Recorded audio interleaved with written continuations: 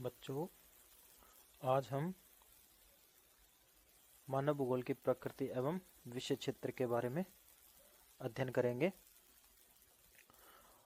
मानव भूगोल की एक आधारभूत शाखा है। यानी कि भूगोल को दो शाखाओं में विभाजित किया गया है, एक तो मानव भूगोल और एक भौतिक भूगोल। जो मानव भूगोल है वो एक आधारभूत शाखा है। भूगोल एक क्षेत्रवर्णी विज्ञान है। क्षेत्रवर्णी से मतलब है किसी भौगोलिक क्षेत्र में पाए जाने वाले विभिन्न प्राकृतिक एवं मानवीय तथ्यों का वर्णन करना। प्राकृतिक तथ्यों से मतलब जलवायु, धरातल, वनस्पति आदि, और मानवीय तथ्यों से मतलब है मानवीय गतिविधियां, जनसंख्या, मनुष्य जो जीविकोपार्जन के लिए कार्य करता है, उद्योग धंधे, कृषि, इन तथ्यों के बारे में अध्ययन किया जाता है। जैसा कि पहले बताया, भूगोल दो प्रमुख शाखाओं में विभाजित है, भौतिक भूगोल और मानव भूगोल। भौतिक भूगोल में भौतिक पर्यावरण का अध्ययन किया जाता है तथा मानव भूगोल में भौतिक पर्यावरण एवं मानवीय क्रियाकलापों के अंतर संबंधों का अध्ययन किया जाता है। मानव भूगोल का विकास मुख्यतः 18वीं शताब्दी से माना जाता है। समय के साथ साथ मानव एवं वातावरण के संबंधों में आए बदलाव को ध्यान में रखते हुए अनेक विद्वानों ने इसको अलग अलग रूपों से परिभाषित भी किया है। रेडजेल के अनुसार, रेडजेल एक जर्मन भूगोलवेत्ता हैं जिन्होंने मानव भूगोल को परिभाषित किया है। मानव भूगोल मानव समाज और धरातल के बीच संबंधों का संश्लेषित अध्ययन है, अर्थात मानव और उसके जो प्राकृतिक वातावरण का अध्ययन मानव भूगोल में किया जाता है। इन्होंने यह परिभाषा एंथ्रोपोजोग्राफी नामक पुस्तक में दी है। फिर है एलन सैंपल के अनुसार, ये एक अमेरिकी भूगोलवेत्ता हैं। मानव भूगोल चंचल मानव और अस्थायी पृथ्वी के पारस्परिक परिवर्तनशील संबंधों का अध्ययन है। चंचल मानव से मतलब है क्योंकि मनुष्य में लगातार बदलाव हुए हैं, मानवीय क्रियाओं में लगातार बदलाव हुए हैं, और अस्थायी पृथ्वी मतलब जो प्रकृति है वो कभी भी स्थिर नहीं है, स्थायी नहीं है, इसमें लगातार बदलाव होते रहते हैं। तो मनुष्य में भी बदलाव हुए हैं और जो प्राकृतिक तथ्य हैं, प्रकृति है, उसमें भी लगातार बदलाव होते रहते हैं। तो इनके परिवर्तनशील संबंधों का अध्ययन मानव भूगोल है। इसी तरह फ्रांसीसी भूगोलवेत्ता है विडाल डी लाब्लांश, इन्होंने मानव भूगोल को परिभाषित करते हुए लिखा है, मानव भूगोल प्रकृति और मानव के पारस्परिक संबंधों को एक नया विचार देता है। पृथ्वी को नियंत्रित करने वाले भौतिक नियम तथा पृथ्वी पर निवास करने वाले जीवों के पारस्परिक संबंधों का अधिक संश्लिष्ट ज्ञान शामिल है। इसमें लिखा गया पृथ्वी को नियंत्रित करने वाले भौतिक नियम, यानी कि प्रकृति को जो नियंत्रित करने वाले भौतिक नियम हैं, जैसे पवन, हिमानी, जल, ये सभी पृथ्वी को नियंत्रित करते हैं। जलवायु है, प्रकृति को नियंत्रित करती है। और पृथ्वी पर निवास करने वाले जीव, इसमें मनुष्य भी शामिल किया गया है। यानी कि प्रकृति और मनुष्य के जो संबंध है, पारस्परिक संबंध है, उनका वर्णन मानव भूगोल में किया जाता है। विडाल डी लाब्लांस ने एक विचारधारा भी दी है जिसको अपने संभववाद कहते हैं।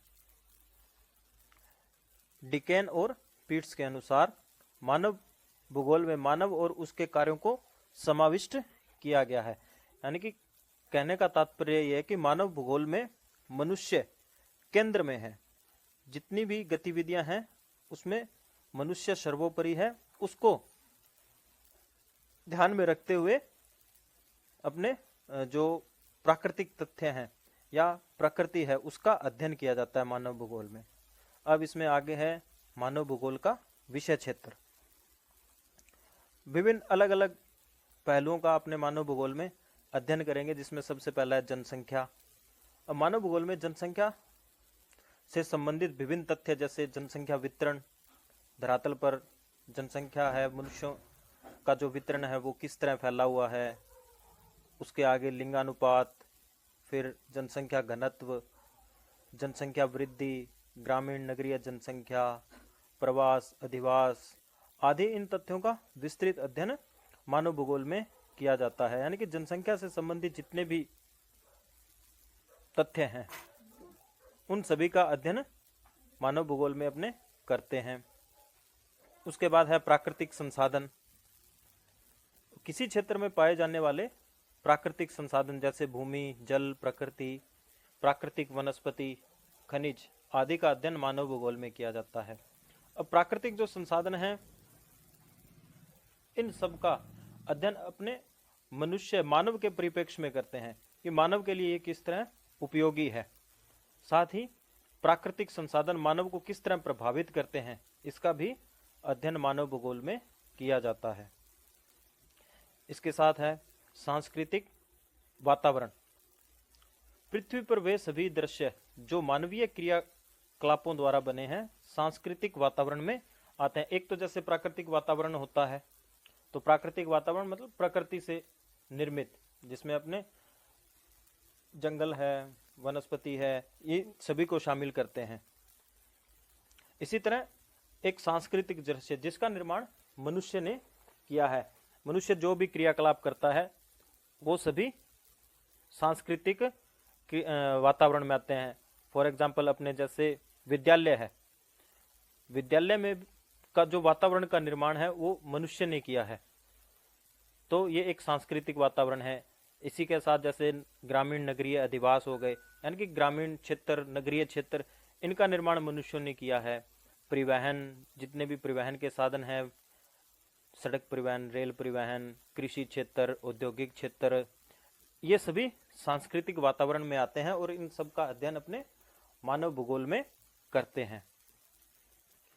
उसके बाद है कालिक अनुक्रम, यानी कि मानव और पर्यावरण के अंतर संबंध लगातार परिवर्तित होते रहे हैं। यानी कि जो मनुष्य और प्रकृति के जो संबंध है ये समय समय पर बदलते रहे हैं,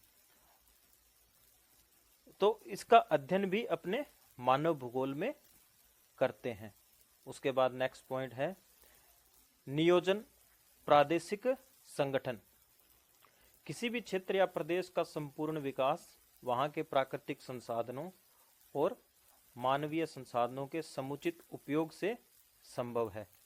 इसलिए किसी भी क्षेत्र के संसाधनों का नियोजित तरीके से उपयोग कर वहां का विकास करना मानव भूगोल का प्रमुख क्षेत्र है। यानी कि किसी भी क्षेत्र का अगर संपूर्ण विकास करना है तो उस क्षेत्र में जो संसाधन है, चाहे मानवीय संसाधन हो चाहे प्राकृतिक संसाधन हो, उनका जो तालमेल से संपूर्ण विकास होगा, तो इसका भी अध्ययन मानव भूगोल में किया जाता है। उसके बाद छठा पॉइंट है अन्य प्रदेशों से संबंध। पृथ्वी पर सभी संसाधन समान रूप से वितरित नहीं है। ये संसाधन कहीं अधिक तो कहीं न्यून मात्रा में मिलते हैं। इसलिए संपूर्ण विकास के लिए एक क्षेत्र का दूसरे क्षेत्र पर निर्भरता बनी रहती है। यानी कि पृथ्वी पर जो संसाधन है वो सभी जगह समान रूप से नहीं वितरित हैं। कहीं पर ये ज्यादा मिलते हैं, कहीं पर ये कम मिलते हैं। एक क्षेत्र में किन्हीं संसाधनों की अधिकता है तो दूसरे क्षेत्र में उसकी कमी भी है। तो जहां पर संसाधनों की कमी है वो दूसरे प्रदेश जहां पर संसाधन अधिक है वहां से उनका आदान प्रदान करके अपने क्षेत्र का विकास कर सकते हैं। इसलिए ये क्षेत्र एक दूसरे से जुड़े हुए हैं। विभिन्न क्षेत्रों के परस्पर आर्थिक, सामाजिक, सांस्कृतिक, राजनीतिक संबंध होते हैं और इन संबंधों का अध्ययन मानव भूगोल में किया जाता है। तो ये मानव भूगोल के क्षेत्र थे।